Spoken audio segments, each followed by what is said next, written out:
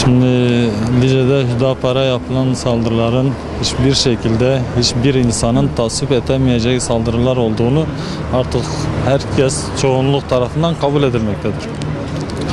Şimdi biz malumunuz az önce Liceliler adına bir basın açıklamasını da yaptık. Hepimiz Liceliyiz. Lice bizim memleketimizdir. Her insanın, her Lice'nin olduğu gibi bizim de Lice'ye gidip gelme hakkımız vardır. Hem insan olarak, vatandaşı olarak gidip gelme hakkımız vardır. Hem de bir parti kurmuşuz ve bu parti vesilesiyle de gidip insanlarına tanıtımımızı yapma hakkımız vardır. Bunun engellenmesi hiçbir şekilde ne ahlaka uygundur, ne insanlığın kendisine uygundur.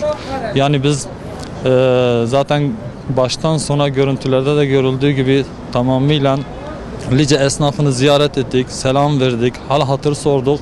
Sadece bir aday tanıtımını yaptıktan sonra broşürümüzü verip çıktık. Onun dışında hiçbir Liceli esnafa zerre kadar bir kötü söz ve davranışta bulunmadık. Şimdi esnafların dedim ya günümüz öyle bir hal olmuş ki dille söylenildiğinde belki pek inandırıcılığı olmayabilir. Ama biz dille söylediğimizi aynı zamanda kameralarımıza kayıta alıp ispatını da yaptık. Kahvelere gittiğimizde insanlar ayağa kalkıp bizi karşıladılar. Bize oturun çay içmemizi teklif ettiler.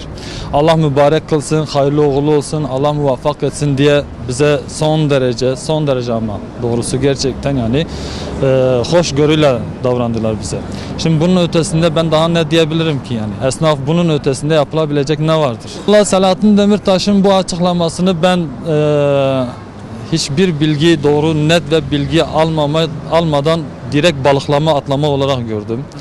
Kaldı ki kendisine tavsiye şudur, bunca yıldır siyasetin içerisindedir ama kendisine bildirilen bir bilgiyi netleştirmeden olabilir ki karşı tarafın elinde bu bilgilerimi yalan çıkartacak, yalan olduğunu ispatlayacak görüntüler ve deliller vardır. O bilgilerini netleştirmeden direkt atlamasını art niyetli olarak görüyorum. Yani Lice halkının demek ki bize hoşgörüsü onu rahatsız etmiş olacak ki bu açıklamayı yapmayı ihtiyacı hissediyor. Yani ortamı böyle yumuşatmak olabilir. Mesela dedim ki birkaç cahil gençken böyle taşlanmış olabilirler. Ortamı yumuşatma adına bu tür konuşmalar ortamı germeye devam edeceklerdir ve bundan az önce basın açıklamamızda da söylediğimiz gibi sadece Kürt halkı zarar görecektir. Kürt halkı zarar görecektir. Tabii Kürt halkının zarar göreceği bir ortamda herkes zarar görecektir. Bu coğrafyada bulunan herkes bundan bir şekilde etkilenecektir. Allah muhafaza, insanlar belki iş yerlerine gidemeyeceklerdir. İnsanlar evlerinde rahat oturamayacaklardır. Yani bunu istiyorsa açıklamalarına devam etsin.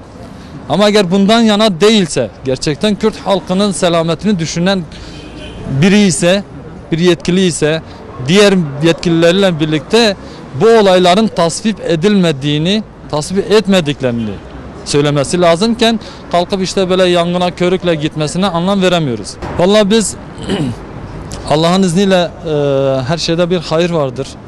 Belki daha dün derneklerimizin bildiğiniz gibi mesela Hür Partisi Mustazaf Der'in kapatılması sonucu kurulmuş bir partisidir. Yani bir bakıma dernekleşmeden partileşmeye Rabbimizin geçişinin kapısını biz gördük. Cenab-ı Allah her seferinde bir başka kapı açıyor bizlere ve o kapı bir önceki kapıdan daha geniş, daha lütuflu, daha topluma daha rahat gidebileceğimiz, düşüncelerimizi paylaşabileceğimiz bir kapı olarak karşımıza çıkıyor. Bundan dolayı yer, gök ve arasındaki bütün canlı, cansız varlıklar adedince Rabbimize hamdü senalar olsun.